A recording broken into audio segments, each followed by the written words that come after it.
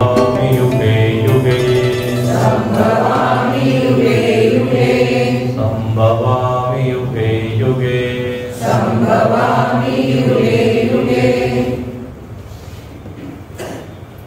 अर्जुनाच्या प्रश्नामुळे भगवंतांनी आपल्या स्वतःबद्दल सांगायला सुरुवात केली की माझा जन्म कसा होतो. जर अर्जुनाने प्रश्न केला नसता तर बहुतेक हा विषय भगवंतांनी सांगितला नसता. प्रश्नाचा विषयच असा आहे की ज्याच्यामध्ये देवाला आपल्याबद्दल सांगावं लागतं.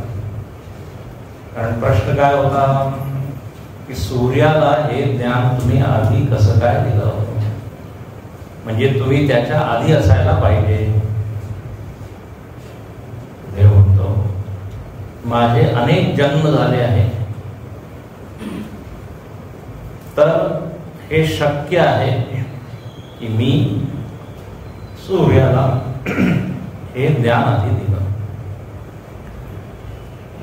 आणि मग देवाने सांगितलं की माझा अवतार कसा होतो, मी कसं या जगामध्ये परत परत येतो, येऊन काय करतो, सगळं सविस्तर भगवंतांनी 4 श्लोकांमध्ये सांगितलं. बहुनी मे व्यतीतानी इथून सुरुवात केली. देव म्हणतो की खरं म्हणजे मी अजन्मा आहे. जन्म मरण खरं म्हणजे हा संसाराचा गुण आहे. संसारामध्ये जेवढ्या वस्तू व्यक्ती येतात म्हणजे दिसतात त्याच्यामध्ये जन्म मरण आहे. परमात्म्यामध्ये जन्म मरण नाही, अजन्म आहे. स्वतः देव म्हणतो अजोपी. असं असताना सुद्धा मी एक आकार घेतो. मी जन्म घेत नाही, पण असं म्हणा की मी एक आकार घेतो आणि त्या आकारालाच लोक अवतार म्हणतात किंवा म्हणतात. याचं उदाहरण म्हणजे असं की माती आहे, मातीपासून घटाची उत्पत्ती होती, घटाची निर्मिती झाली, तर घटाचा आकार जन्मास आला. माती जन्माला आली ना, तर माती तर आधीच होती, माती तर नित्य आहे. मातीमधून एक आकार घडवला गेला, त्या कुंभाराने बनवला. त्यालाच आपण म्हणू की घटाचा जन्म झाला. तर घट काय म्हणू शकतो स्वतःबद्दल, अजोपी, मी अजन्म आहे. पण संभवामी एका आकाराच्या रूपात. कारण म्हणजे माती म्हणले की मी अजन्म आहे, पण या घटाच्या रूपात मी प्रकट झालो. आणि त्याचा हेतू काय तर म्हणजे कुंभाराच्या मनामध्ये इच्छा झाली की असा आकार बनवला पाहिजे. तर ती इच्छा झाली नसती तर आकाराला नसतं. तर जेव्हा समष्टी प्रार्थना, समष्टीचे लोक प्रार्थना करतात, त्यांची इच्छा असते की भगवंतानी यावं, अवतार घ्यावा, तेव्हा म्हणे मी आकार घेतो. आणि ही जी दिव्य घटना आहे यालाच आपण म्हणतो प्राकट्य अवतार, अवतरण दिवस असं म्हणतो. तर आपण म्हणतो जन्माष्टमी, रामनवमी. जन्माष्टमी म्हणजे जन्म घेतला आला. गीत रामायणामध्ये काय, रामाचा जन्म झाला, राम जन्मला, राम जन्मला. देव काय म्हणतो मी प्रकट झालो, व्यक्त झालो. पण साधारण सामान्य माणसाच्या भाषेमध्ये काय जन्म. तर अजोपी, मी स्वरूपतः अजन्म आहे, पण हा आकार येतो जातो. आता घट जर फुटला तर माती नाही फुटत, तो आकार लीन होऊन जातो. भगवंताने आपला आकार परत काय केला, विलीन. त्याला म्हणतात लीला संवरण. कार्य झालं पूर्ण, आता म्हणे या आकाराची काही गरज नाही. म्हणून पहा, हा जो गणपती आपण बसवतो की नाही, त्याच्यावर हाच सिद्धांत. गणपती आणतो, बसवतो, सगळं करतो, पण मग देव म्हणतो की इथे काहीच नित्य नाही आहे. जे आकाराशी येतं ते जातं. दासबोधामध्ये समर्थांनी खूप लिहिलं.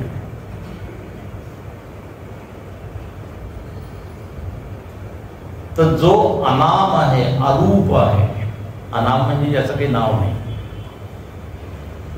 ब्रह्मतत्वाचं काही नाव नाही आहे आणि त्याचं काही रूप नाही आहे. अनाम अरूप असा परमात्मा नाम सहित रूप सहित जेव्हा होऊन जातो त्याला म्हणतो आपण अवतार. त्याचं एक नाव होतं, त्याचं एक रूप आहे. त्याचं ब्रह्म कसं आहे, निर्गुण आहे, निराकार आहे. तर निर्गुण जेव्हा गुणयुक्त दिसतो आपल्याला, अनंत गुणाने युक्त झालेला दिसतो, त्याला म्हणतात काय, अवतार. सकल गुण निधानम. एकापेक्षा एक दिव्य गुण त्या भगवंतामध्ये आपल्याला पाहायला मिळतात. त्यांच्या लीलेमध्ये त्यांचं गांभीर्य, त्यांचं धैर्य, त्यांचं सौंदर्य, त्यांचं माधुर्य, त्यांचं बल, त्यांची विनम्रता, त्यांची शक्ती, त्यांचा संयम, समत्व, एकापेक्षा एक गुण. सगळे गुण तिथे दिसायला लागतात.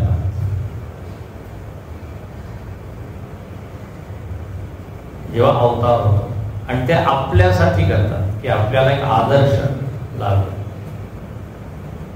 तर त्याचं रूप नाही, रूप घेतलं. आणि ते रूप सुद्धा काय सामान्य रूप नाही. आणि चिदानंदमय देह तुम्हारी असं म्हटलेलं आहे. तो जो आकार आहे आपल्यासारखा पंचतत्वाचा आकार नसतो, पंचभूताचा नाही. चैतन्य आनंदच एक आकार घेऊन घेतो, त्याला काय म्हणू आपण, चिदानंदमय. जसं स्वर्णमय गणपती सोन्याचा, तर स्वर्णमय गणपती, स्वर्णमय राम. त्याचप्रमाणे चिदानंदमय देव, देवाचा देह असा आहे. लौकिक देह नाही, लौकिक वस्तूपासून उत्पन्न झाला. तर जो अदेह आहे तो देहवाला होऊन जातो. सगळं काही जे नाही आहे ते त्यात दिसेल. अकाल, अकाल म्हणजे कालाच्या पलीकडे आहे. तो आता एका काळामध्ये दिसायला लागतो आपल्याला. जन्म झाला, तो वाढत आहे, किशोर झाला, युवा झाला, प्रौढ झाला. काळाच्या आतमध्ये, काळांतर्गत जो अकाल आहे. आपले शीख लोक जेव्हा एकमेकाला नमस्कार करतात तेव्हा काय म्हणतात, सत श्री अकाल. देवच सच्चिदानंदच आहे. सत श्री अकाल म्हणजे काय, तो अकाल कालवाला. तर याप्रमाणे ही अवताराची घटना आहे. ती सगळ्यांना एकदम समजत नाही कसं काय होतं. अनेक धर्मवाले लोक मानतच नाही अवतार. रामायणामध्ये म्हटलेलं आहे की मूळ लोक मोहित होऊन जातात की हा राम कसा रडत आहे, हा कसा दुःखी होत आहे, हा तर कसा आहे सच्चिदानंद आहे. परब्रह्माचं वर्णन काय आहे, सच्चिदानंद, तो रडत आहे. म्हणून त्या सतीला मोह झाला, अनेक लोकांना मोह झाला. म्हणून रामायणामध्ये असं एक वेगळंच लिहिलेलं आहे. सर्वसाधारणपणे आपण काय म्हणतो, सगुण सोपं आहे, निर्गुण कठीण आहे, आपण असं म्हणतो. पण तिथे म्हटलं उलट आहे. निर्गुण एका वेळेस तुम्हाला समजेल पण सगुण नाही कळणार. कारण त्याचं स्वरूप काही वेगळं आहे, आणखीन दिसतं काही वेगळं आहे. म्हणून लोकांना सारखा प्रश्न येतो, हा असं कसं काय करू शकतो, देव असं कसं करू शकतो. कृष्णावर किती प्रश्न आहे, रामावर किती प्रश्न आहे. कृष्ण जर ईश्वर आहे तर चोरी कसा करू शकतो. तर निर्गुण रूप सुलभ अति सगुण जान नाही कोई असं वाटतं. अवताराचं रहस्य म्हणून ते म्हणतात इदमित्थम काही जाई न सोयी. या अवताराबद्दल पूर्णपणे आपण समजू नाही शकत कसं काय होतं. गुरुजींनी सांगितलं देव का अवतार घेतो,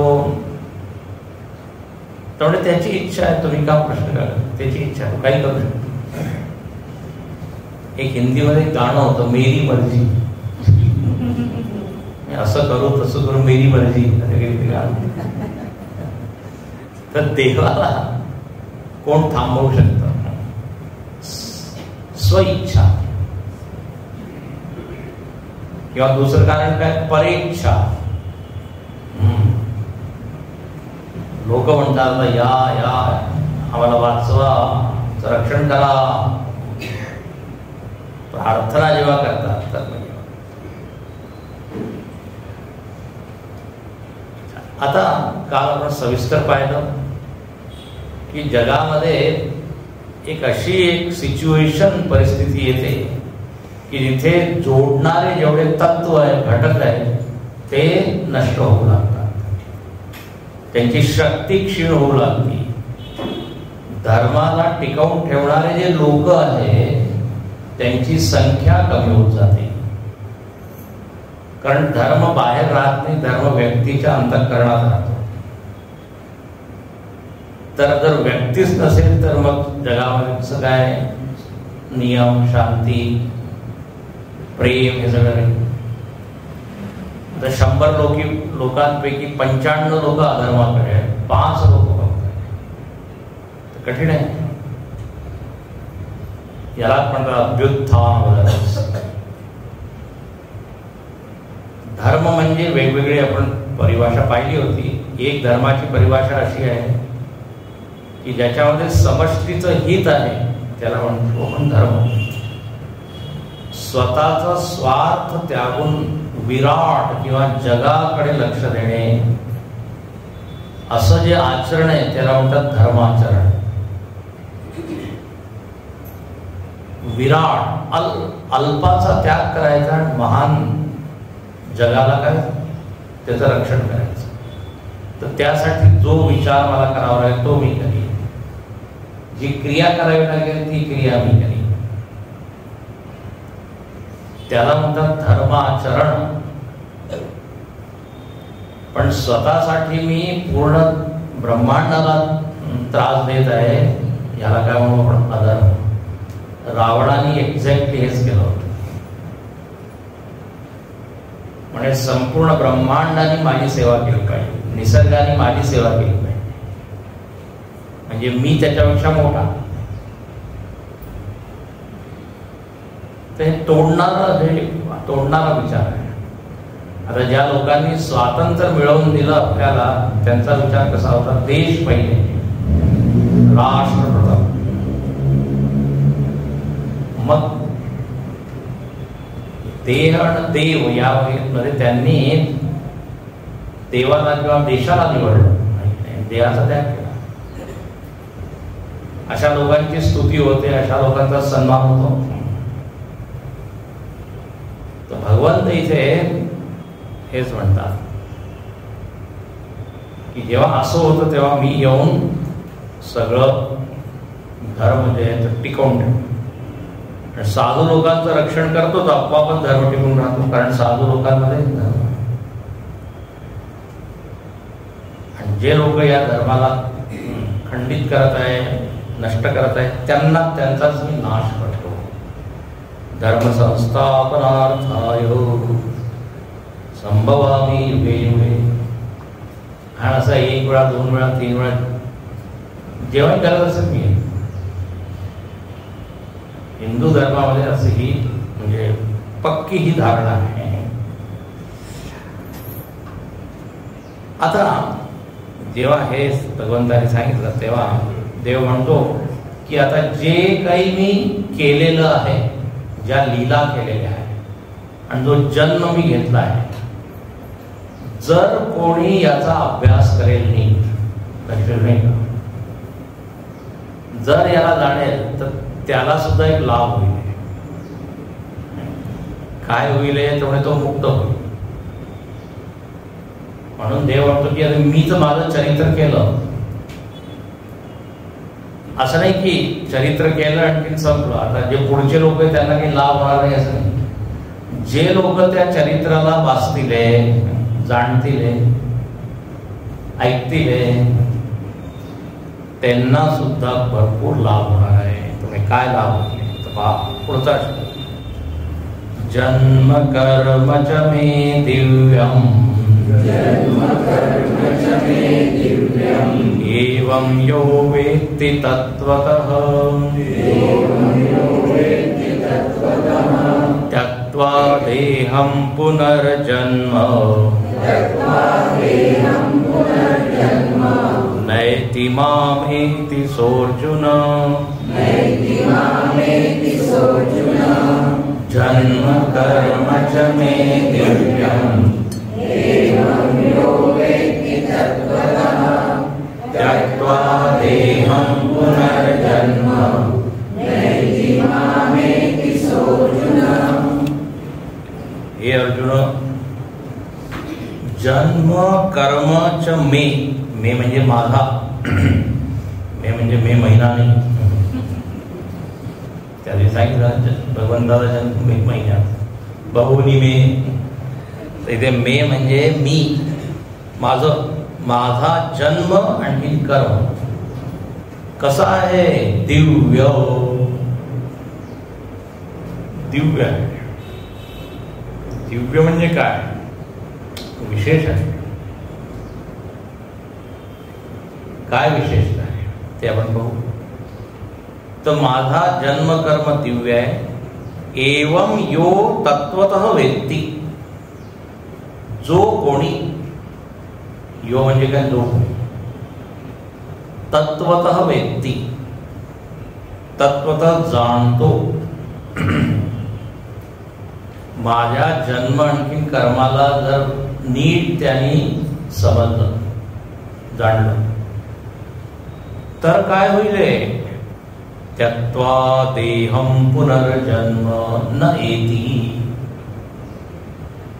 देहाला सोडल्यावर म्हणजे त्याचं मरण झाल्यावर, देहं त्यक्त्वा, पुनर्जन्म न येते, त्याचा पुनर्जन्म होत नाही. अरे वा, एवढं मोठं फळ आहे. फलश्रुती ही सगळ्या स्तोत्रांमध्ये फलश्रुती असते. हे केल्याने हे होईल, रोज पठण केलं तर लॉटरी मिळेल, पैसा मिळेल. मोठे संत हजारो लोक बसले सांगतात हे केल्याने हे होईल. त्या फळाकडे लोकांचं जास्त लक्ष. तर इथे काय म्हणतात, जबरदस्त फळ, पुनर्जन्मच नाही म्हणतात. सगळी समस्या या जन्मामुळे. जर जन्मच झाला नसता तर मग काय, आजारी पडलो नसतो, शाळेमध्ये जावं नसतं, होमवर्क करावं नसतं, परीक्षा लागली नसते. म्हणजे जन्म झाल्याबरोबर सगळं सुरू झालं. तर पुनर्जन्म म्हणून सगळे संत काय म्हणतात, असं ज्ञान मिळवा ज्याच्याद्वारे तुमचं जन्म मरण या चक्रापासून तुम्ही काय मुक्त व्हा. तर म्हणे एक उपाय आहे, काय म्हणे, माझ्या जन्मकर्माला तुम्ही जाणा. जन्म कर्म च मे दिव्यम यो तत्वतः वेत्ति सह देहं त्यक्त्वा न पुनर्जन्म. पुनर्जन्म होत नाही. अरे वा, अच्छा, मग पुनर्जन्म होत नाही, मग कुठे जातो तो? असा हवेमध्ये काही लटकत राहतो, कुठे जातो? आता जन्म तर होत नाही, भटकती आत्मा. आता इकडून गेला पुढे नाही, तर मग कुठे आहे? त्रिशंकू, त्याला म्हणतात त्रिशंकू, मध्ये सुद्धा अडकला की काय म्हणे, नाही, माम एती सह, तो माझ्याकडे येतो, माझ्याशी एकरूप होऊन जातो. एवढं मोठं फळ आहे.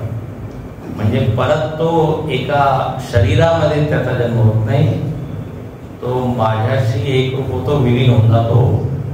आणि म्हणून सगळ्या समस्या, सगळं दुःख त्याचा सगळ्यांना नाश. तर असा हा छान श्लोक आहे. म्हणजे इथे काय सांगतात देव, जर तुम्हाला सगळ्या दुःखापासून मुक्त व्हायचं असेल तर माझ्याबद्दल तुम्ही ऐका. म्हणजे जाणायचं तर काय करावं लागेल, ऐकावं लागेल. ऐकायला काय या चिन्ह मिशन वेत्ती जानाति कुत्र जानाति अत्र एव न तू मार्केटे न तू मॉल ठिकाणी. जिथे सत्संग होतो तिथे द्यावं लागेल, कारण ज्ञानाचं एकमेव साधन सत्संग. तर वेत्ती, आता पहा, भगवंताचा जन्मकर्म दिव्य आहे. दिव्याचा अर्थ असा आता आधीच मी सांगितलं की जन्म नाहीये, त्याचा एक आभास आहे. असं नाहीये की तो अगदी शून्य होता आणि शून्यामधून तो आला, असं नाहीये. जसं मी घटाचं उदाहरण दिलं, घट काही शून्यामधून उत्पन्न होत नाही किंवा झाड शून्यामधून येत नाही. आधी काय असतं, बीज असतं. जन्म म्हणजे एक आकार घेणं, तीच वस्तू एका विशिष्ट रूपात दिसायला लागते. तर देव म्हणतो की मी तसाच अजन्म आहे, पण एक दिव्य रूपात येतो, म्हणून माझा जन्म एक वेगळाच आहे. दिव्यत्व आहे त्याच्यात. अच्छा, आणि कर्मामध्ये काय दिव्यत्व आहे? हा, तर कर्मामध्ये तर खूप दिव्यत्व आहे. शिकण्यात आहे की मी सगळं काही करत आहे, पण अकर्ता भावनेनी मी कर्म करत आहे. हेच त्याचं दिव्यत्व आहे. कुठे लिप्त न होता, कुठे आसक्त न होता, असंग राहून मी करत आहे. म्हणून गीतेच्या 3ऱ्या अध्यायामध्ये सुद्धा भगवंतांनी ज्ञानी लोकांसाठी एक श्लोक सांगितला आहे, जोशयेत सर्व कर्माणी. म्हणे ज्ञानी लोकांनी सुद्धा खूप कर्म केले पाहिजे आणि लोकांना प्रेरित केले पाहिजे कर्म करण्यासाठी, पण स्वतः कसं राहिला पाहिजे, अनासक्त. त्यांनी खूप करावं, पण करता करता करता त्या कर्मामध्येच आसक्ती किंवा फलामध्ये आसक्ती ही उत्पन्न होते.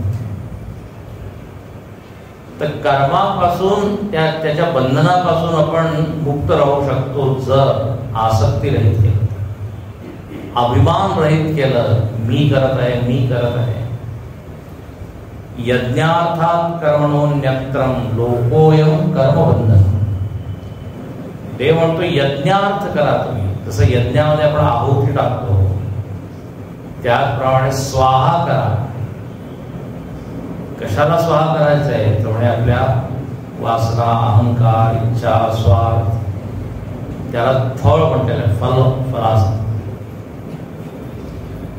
कस्मै देवाय हविषा विधेम, वेदामध्ये असं म्हणते. कोणासाठी तू करत आहे, कस्मै. एक उच्च ध्येय असायला पाहिजे. इथे भगवंत काय म्हणतात, धर्म संस्थापना. 3ऱ्या अध्यायामध्ये देव म्हणतो की नान वाप्तम वाप्तव्य वर्त एवच कर्म. मला काही प्राप्तव्य नाहीये, काही मिळवायचं नाहीये. मला प्रसिद्धी मिळवायची, यश मिळवायचं आहे, पैसा मिळवायचा आहे, नाही. एकच प्रयोजन आहे की लोकांचं हित व्हावं, बस. त्याला म्हणते धर्मस्थापना. तर हे दिव्यत्व आहे. आणि बघा जगामध्ये सुद्धा आपण पाहतो, जेव्हा कोणी व्यक्ती काही मोठ्या ध्येयासाठी आपलं पूर्ण वाहून देत आहे, आपलं जीवन देत, तर लोक म्हणतात की नाही हा दिव्य माणूस आहे, देव माणूस आहे, असं लोक म्हणतात. त्याचा लोक सन्मान करतात, आदर देतात. तर जगामध्ये सुद्धा त्यागाची महिमा आहे. जो कोणी त्याग करतो त्याच्यामध्ये एक दिव्यत्व, देवत्व, एक डिव्हिनिटी आहे. नाही तर काय स्वतःसाठी तर काय कुत्रे मांजर सुद्धा धरतात. तर देव इथे म्हणतो की माझं प्रत्येक क्षण कोणासाठी आहे? धर्मासाठी, जगासाठी. जन्मल्यापासून आपल्यासाठी काही करत. रामाचं पहा, कृष्णाचं पहा. रामाला जेव्हा विश्वामित्र बोलवायला आले तेव्हा रामाने येणे सांगितलं की नाही आत्ता काय आलं, तुम्ही तरुण आहे, मी पुढे जंगलात नाही, जंगलात राहण्याची सवय नाही मला, कंदमूळ खाण्याची. लगेच तयार झाले. पुरुष सिंह दो वीर चले. तर पूर्ण जीवन काय दिव्य आहे. आणि आपण सुद्धा आपलं जीवन तसं बनवू शकतो. आज जगामध्ये, भारतामध्ये अशी विभूती आहे, अशी लोक आहे जे झडत आहे, जे स्वतःला त्यांनी झोपून दिलंय, त्यांना वाहून दिलंय. जन्म कर्मच मे दिव्यम. प्रत्येक लीला तुम्ही पहा कृष्णाची, आपल्याला वाटते काय लीला आहे, पण त्याचं गांभीर्य जर पाहिलं तर फार तुम्हाला सखोल त्याच्यावर दिसेल. हसता हसता कृष्णाने सगळ्या लीला केल्या. सगळ्याचं प्रयोजन धर्माची स्थापना. आता कोणी जाणतं. आता एक अर्थ याचा असा आहे की या ज्या लीला आहेत, कर्म आहे, हे खूप ऐकावे. ऐकल्याने काय होईल, आपल्यामध्ये सुद्धा हळूहळू परिवर्तन होईल, एक प्रेरणा मिळेल. अच्छा असं केलं पाहिजे, असं करायला पाहिजे, थोडं परोपकारासाठी जगलं पाहिजे. प्रेरणा मिळेल ना ऐकलं. आणि भक्ती वाढते, भगवंताविषयी प्रेम, आवड, गोडी याची निर्मिती. आणि मग याच्यामुळे काय मन शुद्ध होईल, हळूहळू ज्ञान होईल, आणि मग तो काय मुक्त होईल. म्हणून जे लिहिले ना, नाही ती मामे ती सोड. आणि याचा थोडा गंभीर अर्थ आहे, कठीण अर्थ आहे. कठीण म्हणजे तो खरा अर्थ आहे. इथे एक शब्दाकडे जर तुमचं लक्ष गेलं असेल तर जरा पहा तुम्ही. एक शब्द आहे, फक्त कृष्ण कोण आहे हे तो जाणत नाही, तर तत्वतः व्यक्ती. एक शब्द आहे तत्वतः. एक आहे फक्त राम कृष्णाला जाणणं, त्यांचा राम असा होता, कृष्ण असा होता, यांनी या लीला केला. पण तत्वतः म्हणजे त्याचं स्वरूप जाणं, सखोल जाऊन तो कोण आहे, कसं तो करत आहे हे सगळं जाणं, त्याला म्हणतात तत्व. आता इथे गंमत अशी आहे, देव काय म्हणतो, तुम्ही जर माझे जन्म कर्म जाणले तर तुम्ही मुक्त व्हा, असं म्हणत आहे.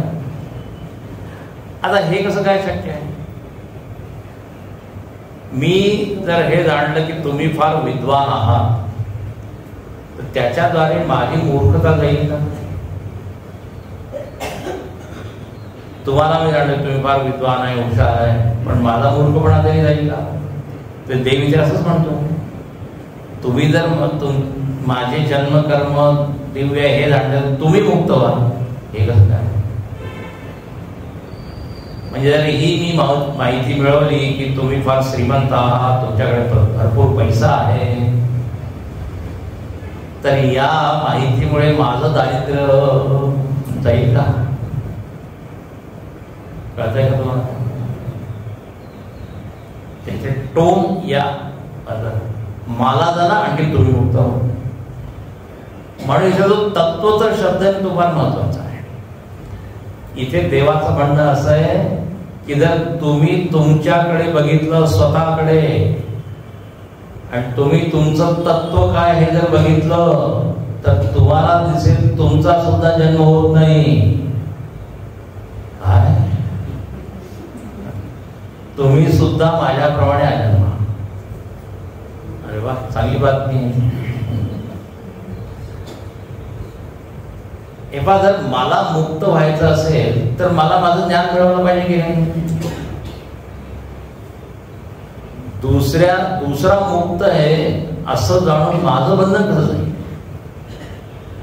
तर देव असं म्हणतोय की पहा, माझ्यावर तुम्ही विचार करा आणि मग स्वतःकडे बघा, तर तुम्हाला दिसेल की तुम्ही जे स्वतःला करता करता म्हणत आहात, तुम्ही खरं म्हणजे काही करू नाही. तुमच्यामध्ये सुद्धा कर्तृत्व हे खोटं आहे. अज्ञानामुळे तुम्ही करता करता पाहता. कळतंय का? अज्ञानामुळे आपल्याला वाटतंय की माझा जन्म झाला. जर नीट विचार केला तर कळेल की माझा कधीच जन्म होत नाही. हे कसं काय? आज माझा जन्मदिन आहे तुम्ही म्हणतात. आता याच्यासाठी थोडं वेदांताचं ज्ञान तुम्हाला लागेल. शरीर, आत्मा याचा सगळा विचार केल्यावर कळेल की आत्माचा जन्म आहे. दुसरा अध्याय परत वाचा तुम्ही. जेव्हा मी असं जाणीन, मला जेव्हा जाणीव होईल की मी अजन्म आहे, तेव्हा मी मुक्त होईल. फक्त देवाबद्दल जाणण्याने होणार नाही. ते दासबोधावे म्हटलेलं आहे ना, मूर्खांच्या लक्षणामध्ये एक लक्षण आहे, जो सांगे वडिलांची कीर्ती तो एक मूर्ख. वडिलांची कीर्ती सांगत आहे म्हणजे स्वतः काही करत नाही, तर त्याच्या कीर्तीमुळे म्हणजे वडिलांच्या कीर्तीमुळे हा काही यशस्वी असं नाही. तर इथे स्वतःला जाणं की खरोखर माझा जन्म आहे, शरीराचा जन्म आहे की माझा जन्म आहे. पण हे दोन आहे याचा आम्हाला माहीतच नाही. आम्हाला वाटतं शरीरच मी आहे. तुला सुरुवात आहे शरीर आणि मी हे काय दोन. आणि ज्याने वेदांत वगैरे ऐकलं नाही त्याला एकदम असा शॉक लागेल. पण आता शरीर वेगळं मी वेगळे कसं काय? यासाठी तर्क काय आहे? युक्ती काय आहे? युक्ती फार सोपी आहे, तुम्ही ऐकलेली आहे नाही. आपण शरीराला काय म्हणतो? माझा हात, माझा पाय, माझं डोकं. माझं म्हटल्याबरोबर मी त्याच्यातून वेगळा झाला की नाही? माझं घर, तर काय मी घर होतो का? माझं पुत्र, स्वामी असं उदाहरण नका. तर माझी गाडी, माझं माझं जेव्हा आपण करतो तर मग मी वेगळा होतो. तर माझे हात पाय जर मी म्हणत आहे तर अगदी सोपं आहे की म्हणजे मी वेगळं. मी नेहमी उदाहरण देतो ना, कोणी डॉक्टरकडे जातं तर असं नाही म्हणत डॉक्टर साहेब पहा मी एक शरीराला आणलंय जरा पहायला. सरळ म्हणतो मला काहीतरी होत आहे. म्हणजे अहमेव शरीरा. पण जेव्हा विचार कराल तेव्हा कळेल की एक चैतन्य आहे आणि त्या चैतन्याचा जन्म होत नाही, शरीराचा होतो. अजन्म आहे. जो ज्ञानी पुरुष असतो तो मुक्त होतो. तो देवाशी एक रूप होतो. का होतो? कारण त्याला हे ज्ञान वेत्ती, तत्वतः वेत्ती. अच्छा, आपण म्हणतो मी करत आहे, मी करत आहे. काय मी करत आहे? जरा विचार करा. किती करू शकतो? करण्यासाठी जे काही मटेरियल पाहिजे ते आधीपासून आपल्याला मिळालेलं आहे. आपण ते काहीच उत्पन्न केलेलं नाहीये. तर कर्ता भाव सुद्धा काय चुकीचाच आहे, मिथ्याभाव. तर अज्ञानामुळे आपण आपल्यामध्ये जन्मही पाहतो, कर्मही पाहतो. आणि जोपर्यंत अज्ञान आहे मग तोपर्यंत मग पुनर्जन्म होत राहतो. पण इथे काय म्हणतात? पुनर्जन्म न येते. का न येते? कारण त्याला ज्ञान झालंय. आणि तेवढ्या त्यक्त्वा देहम. तर त्यक्त्वा देहमचा अर्थ आहे जेव्हा त्याला ज्ञान होईल स्वतःच तेव्हा त्याचा देहाभिमान नष्ट होईल. देहम त्यक्त्वा म्हणजे देहाभिमान त्यक्त्वा. जेव्हा तो जिवंत आहे आणि त्याला ज्ञान झालं की मी सच्चिदानंद आत्मा आहे, त्याच क्षणी त्याचा देहाभिमान. म्हणजे देहाभिमान म्हणजे काय सांगा? देहाभिमान म्हणजे देहोहम ही जी वृत्ती आहे. आता वेदांताची काय टर्मिनॉलॉजी आहे, परिभाषा, शब्दांचे विशेष अर्थ असतात. आता अभिमान शब्द, समाजामध्ये अभिमानाचा अर्थ अहंकार, गर्व, पण वेदांतामध्ये अभिमान शब्द म्हणजे तादात्म्य, आसक्ती. कळतंय का? जसं विज्ञानामध्ये जे जे शब्द आपण उपयोग करतो त्याचा एक विशेष अर्थ असतो.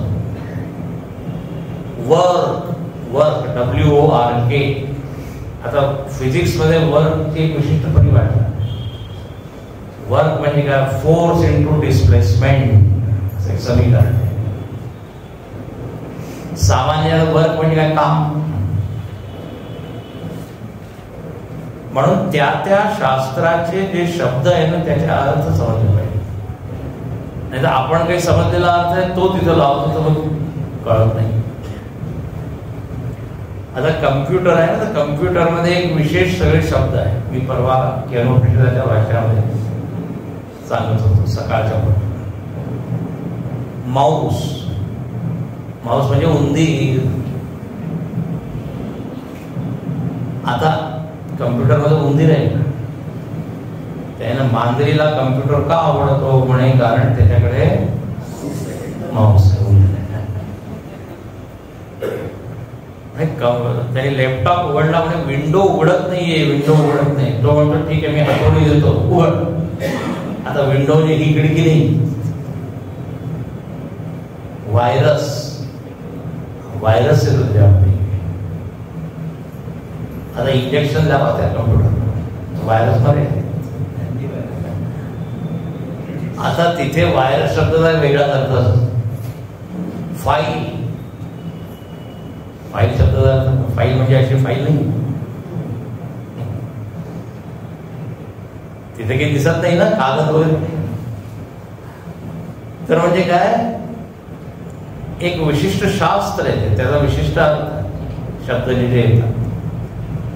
केमिस्ट्रीमध्ये, रसायनशास्त्रामध्ये वेगवेगळे NaEg असे. एजी, आता एजी म्हणजे पंजाबीमध्ये एजी बोलवतात. एजी राव, अहो. आता रसायनशास्त्रामध्ये एजी म्हणजे चांदी, सिल्वर आहे की नाही? बरंच काही. तर देहाभिमान म्हणजे देहाशी आसक्ती. गर्वाच्या अर्थात नाही. तर त्यक्त्वा देहम, तर ही जी चुकीची वृत्ती आपण जन्मांतरापासून पाळलेली आहे, मी देह म्हणे जर नीट विचार केला तर ही सुटेल. त्यक्त्वा. आणि असाच हा जीवनमुक्त पुरुष जेव्हा जिवंत आहे तेव्हा त्याने देहाभिमान सोडला. आणि मग त्यक्त्वा देहम म्हणजे मेल्यावर न पुनर्जन्म येते, मग त्याचा परत जन्म होतो. जो जीवनमुक्त पुरुष असतो तोच मेल्यावर त्याला म्हणतात विदेह मुक्ती. दोन प्रकारची मुक्ती, जीवनमुक्ती, विदेह मुक्ती. ऐकले नाही शब्द? जीवनमुक्ती म्हणजे जिवंत असतानाच हे समजणं की मी शरीर, मन, बुद्धी पासून वेगळं आहे. आता जर असं त्याचं ज्ञान झालेलं आहे तर आता त्याला परत कशाला जन्म मिळेल? कारण काही आसक्तीच नाहीये, काही इच्छाच नाहीये. तर मग त्याला म्हणतात की तो मेल्यावर विदेह मुक्त होतो, म्हणजे नेहमीसाठी त्याने देह सोडला. सामान्य अज्ञानी माणसाची काय स्थिती असते? परत परत त्याला देह मिळत राहतो, कारण अज्ञान आहे.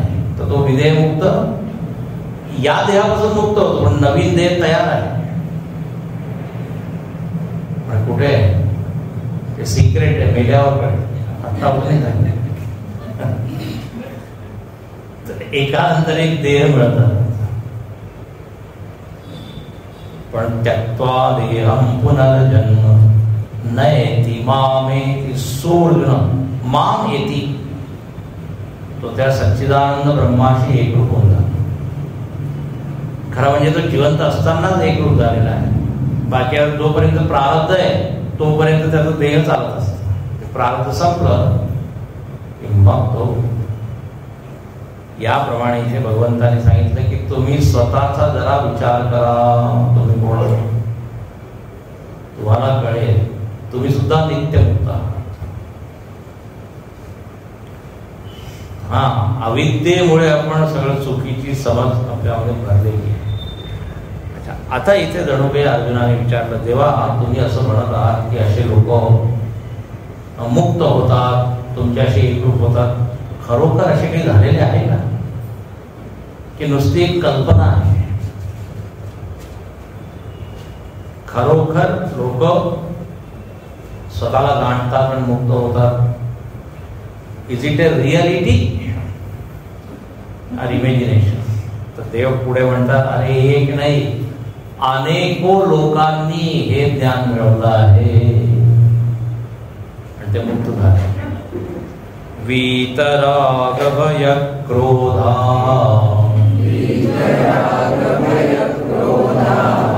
मन्मया मामुपाश्रिताः बहवो ज्ञान तपसा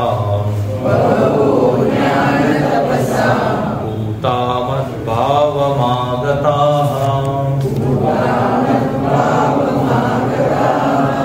वीतराग भय क्रोधा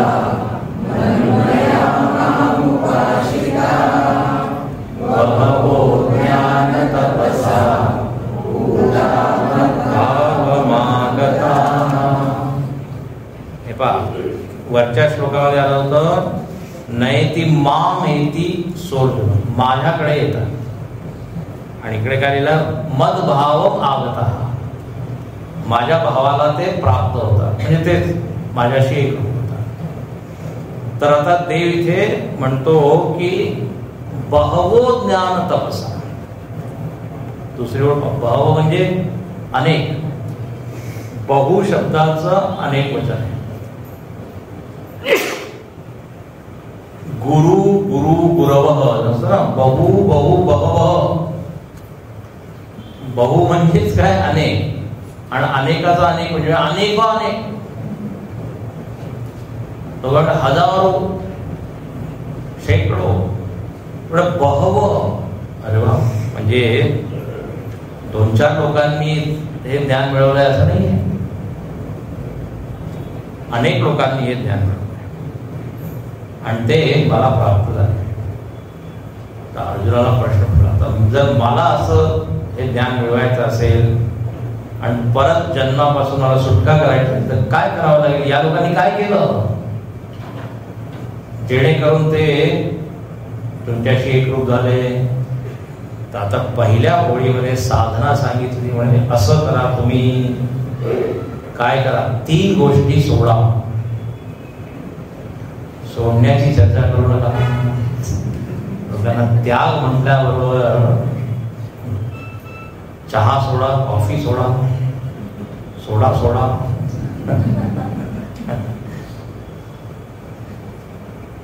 म्हणजे सगळं काही तयार. एकाने सांगितलं सगळं काही करण्यास तयार आहे, फक्त मला सोडण्यासाठी नाही. मग कसं? तर इथे म्हणतात की जे ज्ञानी लोक झाले त्यांनी 3 विकार जे आहेत ते सोडले. वीत राग भय क्रोधा, याचं विशेषणच झालंय.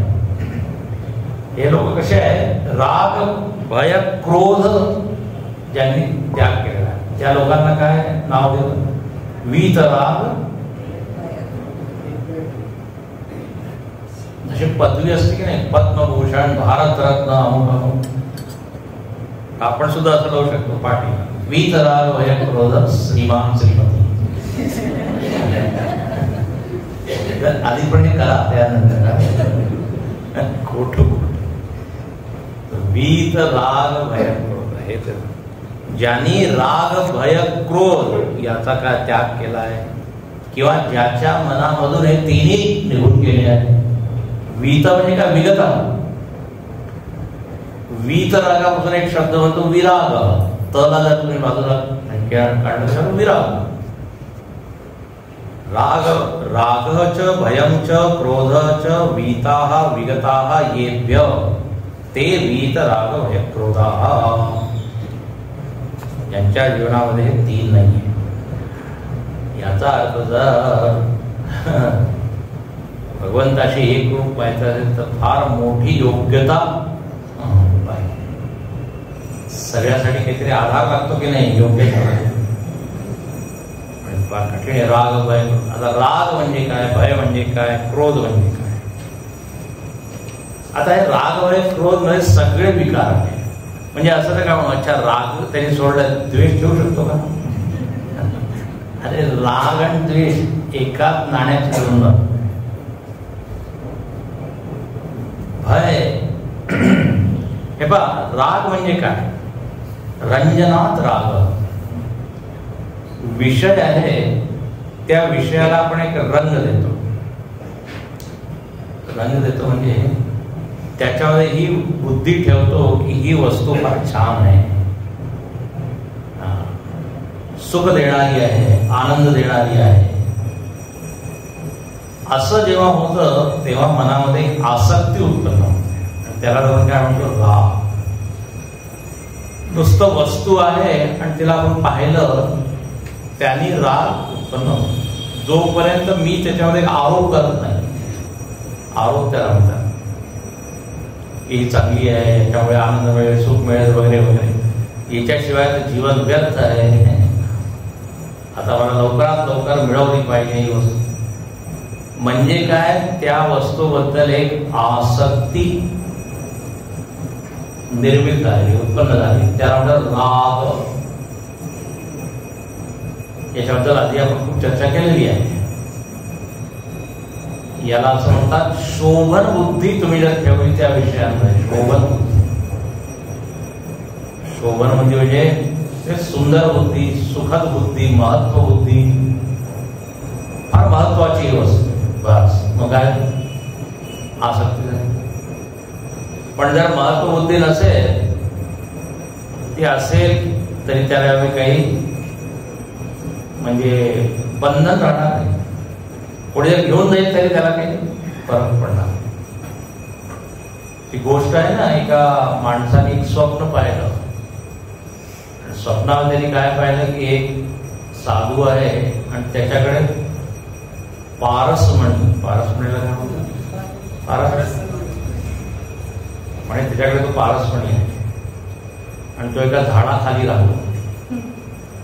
आणि जो सकाळी सकाळी पहिल्यांदा त्याच्याकडे जाईल आणि मागेल त्याला तो देऊन देईल. हे स्वप्न पाहिजे. सकाळी उठला लवकर 5 वाजता, गेला तिथे, आणखीन म्हणाला की मला पारसमणी द्या. आता याला वाटलं की त्यांनी फार सांभाळून गोदरेजच्या अलमारीमध्ये 2-4 किल्ल्या त्यामध्ये ठेवला असेल. तो साधू आपण तो कुठेतरी पहा बाहेर झाडीमध्ये कुठेतरी पडला असेल, घेऊन जा. हा पण काही तुम्हाला त्याचं काही महत्व नाही. आता ती जी व्यक्ती आहे तिने ती घेतलं तर काही, पण त्याच्या मनामध्ये एक प्रश्न आला, ते विचार आला की पारसमणीच्या द्वारे अनेक सोनं वगैरे बनवू शकतो, काय काय बनवू शकतो, किती धन कमवू शकतो. पण यांनी याच्याकडे लक्षच दिलं नाही, असंच टाकून ठेवलंय. म्हणजे याला याच्यापेक्षा काही जास्त महत्वाची वस्तू मिळाली असेल, जास्त आनंद देणारी आहे की नाही. तर त्याच्या बुद्धीमध्ये एकदम प्रकाश पडला. तो म्हणाला ही पारसमणी ठेवा, मला ती वस्तू द्या ज्याच्यामुळे तुम्ही ही वस्तू असून सुद्धा अनासक्त आहे की नाही. ती वस्तू आहे आत्मवस्तू. त्याच्यामध्ये जो आनंद आहे, तृप्ती आहे, असंच उपनिषदामध्ये गोष्ट आहे. यात गार्गी आणखीन मैत्रेयी नाही, कात्यायनी आणखीन मैत्रेयी. कात्यायनी याज्ञवल्क्य ऋषी. आणि ते म्हणतात की आता मी संन्यास घ्यायला चाललो. आणि एक गोष्ट आहे ना, तुम्ही जर ऐकली असेल तर बहुतेक चिन्मय मिशन नाशिक YouTube चॅनलवर आहे, पहा त्याच्यामध्ये. तर याज्ञवल्क्य ऋषी म्हणाले मला संन्यास घ्यायचा आहे. आता ही प्रॉपर्टी आहे याची जरा विभागणी मी करून देतो. एवढा भाग तुला, एवढा भाग तुला, असं. आता ती जी कात्यायनी होती ती फार प्रापंचिक होती. तिला फार आनंद झाला की मला एवढं असतो. पण ती मैत्री तिने हाच विचार केला आता जो मी सांगितला की जर हे सगळं सोडून जात आहे म्हणजे त्यांना काहीतरी याच्यापेक्षा मोठी गोष्ट.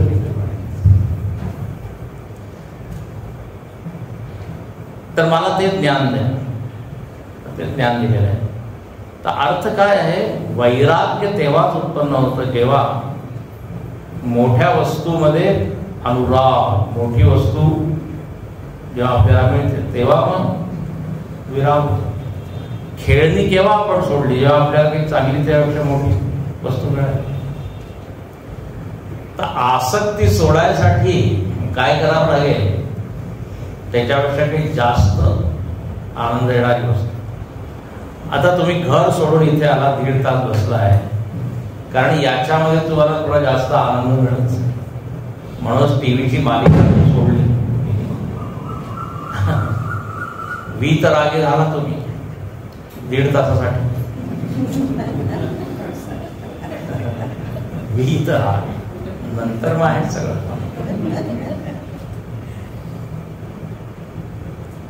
तर इथे म्हणतात की ही जी आसक्ती आहे त्यांनी प्रपंचामधून सोडली, असा तो ज्ञानी आहे. अच्छा, राग असेल तर भय असेल, हे सगळे जोडलेले बरं का. जर माझी आसक्ती या घड्याळामध्ये, याला मी महत्वपूर्ण मानतो, याच्यामध्ये माझं सुख असेल तर मला सतत भीती असेल की नाही, कोणी चोरून तर नाही येणार, सारखं माझं लक्षात ठेवायचं. तर राग असेल तर भय, राग आणि भय दोन्ही बरोबर. आणि जर याच्यामध्ये माझी काही आसक्तीच नाही तर तुमच्यापैकी कोणी जर घेतली तर मला काही फरक पडणार नाही. पण असं करू नका, कारण अजून आसक्ती आहे. जर म्हणतात जर तर राग आणि भय, जगामध्ये पहा किती प्रकारचे भय आहे, किती वस्तू. पद सुटण्याचा भय, पैसा आणि शरीराचं भय सगळ्यात मोठं, कारण शरीरात सगळ्यात जास्त आसक्ती आहे. थोडंही काही झालं की आपण घाबरतो, लगेच फोन करतो, लगेच औषध, लगेच. जेवढं राग जास्त तेवढं भय जास्त. म्हणून भर्तृहरी महाराजांनी लिहिलेलं आहे, वैराग्यमेवा भयम. निर्भय कोण आहे, त्यामुळे जो विरक्त माणूस आहे ना तो निर्भय आहे. आणि त्यांनी आधीच सोडून दिलंय तर मग काय, त्याचं प्रेम त्याच्यामध्ये नाही, ते तर मग काय असुवाद असो. वैराग्यमेवा कस्य सुखम न करोति विराग. भजगोविंदमध्ये शंकराचार्य म्हणतात, असं कोणचं सुख आहे जे त्या विरक्त माणसाला मिळत. पण राग म्हणजे काय, आपण स्वतःला बांधलेलं आहे, त्याला म्हणतो म्हणला. सुखासाठी त्या वस्तूला बांधून घेणे राग. माझं सुख त्या वस्तू, व्यक्ती, परिस्थितीवर अवलंबून, म्हणून सोडू इच्छित नाहीये. झालं की नाही.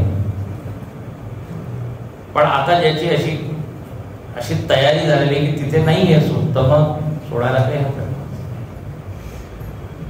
तर इथे वीत, राग, भय आणि क्रोध. राग, भय आणि क्रोध. आता परत तेच आहे, ज्या वस्तूमध्ये माझी आसक्ती आहे, जर ती कोणी उचलून नेली तर मला क्रोध येईल की नाही, राग येईल की नाही. ज्याच्याशी मी प्रेम करत आहे त्याच्याशी जर दुसऱ्याने प्रेम केलं तर राग, क्रोध. सिनेमामध्ये हे दाखवतात रागास्पद वस्तू एक आहे, व्यक्ती एक आहे. 2-4 लोकांना ती पाहिजे तर मग क्रोध येणार. आता मराठीमध्ये राग म्हणजे क्रोधाला काय म्हणतो राग, तर रागामुळे राग असं म्हणू शकतो. राग म्हणजे पहिला राग म्हणजे आसक्ती आणि त्याच्यामुळे क्रोध, मराठीचा राग. तर राग हे तिन्ही जेव्हा कमी होतात तेव्हा समजा आपण अधिकारी होतो. अशा याचं असं आहे, एक तर प्रमाण कमी करणं राग भय क्रोध, दुसरं आहे याचा वेग कमी करणं. एक असतो वेग, तीव्रता. असं कोणीच नाहीये की ज्याला राग येत नाही, राग येतो. पण आपण असं म्हणतो की हा तापट आहे, रागीट आहे. म्हणजे काय, इतका त्याच्या फोर्सफुली तो येतो की तो सांभाळू नाही शकत. छोट्याशा गोष्टीवर काय अभिव्यक्त करतो, म्हणजे प्रकट करतो. एवढा त्याच्यामध्ये वेग आहे त्याचा. नाही तर राग तर सगळ्यांना येतो, पण आपण दाबून टाकतो आणि मग त्याला असं रिझर्व ठेवतो. वेळ आल्यावर मग टाकतो. सध्या असं नाही की वीत क्रोध झाला, सध्या ही वेळ नाही गेलो मग आला. पण जो अति रागीट आहे त्याला काय, तो काही काळ वेळ काही नाही पाहत. तो लोक म्हणतात याच्या नाकाच्या काय टोकावर काय जिभेच्या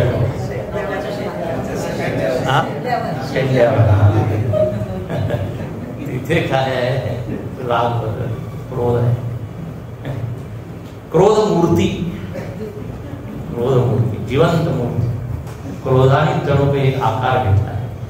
आता म्हणतात ना, चिदानंदमय देह तुम्हारी, त्याप्रमाणे क्रोध मूर्तिमय देह तुम्हारी, क्रोध वृत्तिमय देह तुम्हारी. पार्वती माता जेव्हा तपस्या करत आहे तर तेव्हा वर्णन आहे, मूर्तिमंत तपस्या जैसी. असं वाटतं काही तपस्येनीच एक मूर्ती. आणि भगवान शंकर जेव्हा बसले तर असं वाटतं काही शांत रसाने एक आकार घेतला. शांत रसाचा एक आकार म्हणजे महादेव. तर क्रोध आहे, पण किती क्रोध करायचा, केव्हा करायचा. म्हणून गुरुदेवांनी एक छान वाक्य सांगितलं आहे की I keep anger in my pocket. I keep anger in my pocket. Whenever I want to use it, I use it, and again I keep it. जेव्हा गरज पडते तेव्हा उपयोग करतो आणि परत. याचा अर्थ असा आहे की क्रोध माझ्या अधीन आहे, त्याचा मी उपयोग करतो. क्रोधाचा उपयोग केला पाहिजे, पण सध्या काय तो उलट होतोय. क्रोध आपल्यावर हावी होतो आणि आपण त्या क्रोधाच्या अधीन काही होतो. म्हणून मी नेहमी सांगितलेलं आहे, आधी सुद्धा सांगितलंय, एक आहे क्रोधित होणं आणि एक आहे क्रोध करणे. म्हणजे राग दाखवणे वेगळं आहे, आणखी खरोखर राग येणे. आपण मुलांवर काय राग दाखवतो, खरोखर द्वेषामुळे काही तो राग येतो. शिस्त लावण्यासाठी एक तर तो क्रोध आपल्या अधीन असतो. 2 क्षणांतर लगेच आपला मूड ठीक असतो. पण जेव्हा कामात क्रोधोबी जायते, माझी इच्छा पूर्ण होत नाही, तेव्हा जो राग येतो तो दिवसभर टिकतो. पण दिवसभर आपला मूड, कारण त्यांनी माझा उपयोग केला असतो. तर इथे ज्ञानीसाठी दिलेले राग भय क्रोध पासून तो मुक्त होतो. आपल्यासाठी इथे काय शिकण्यासारखे, एक त्याचं प्रमाण कमी करायचं, आसक्तीचं प्रमाण, भयाचं प्रमाण, दुसरं वेग. राग आला की लोक काय म्हणतात, त्याला सांगा मी 2 क्षणानंतर करेन. 2 क्षणामध्ये पहा त्या रागाची इंटेन्सिटी, तीव्रता काय होती, कमी होते. वीत राग वगैरे असं जर झालं तर मग पुढची घटना घडते. छान क्रम आहे बरं का. निर्विकार जेव्हा मी होतो, मग माझं मन त्या भगवंताकडे जास्त म्हणजे एकाग्र होतं. आणि मग म्हणून पुढचा शब्द दिलेला आहे मनमया. मनमया, मग तो मनमय होतो, कृष्णमय, राममय होतो. सगळे विकार ठेवून नाही होत. पुढची स्टेज मनमया माम उपास्यता, माझ्यावरच तो पूर्णपणे आश्रित. आणि म्हणे असे अनेक साधक झालेले, सिद्ध लोक झालेले, त्यांनी ही साधना केली.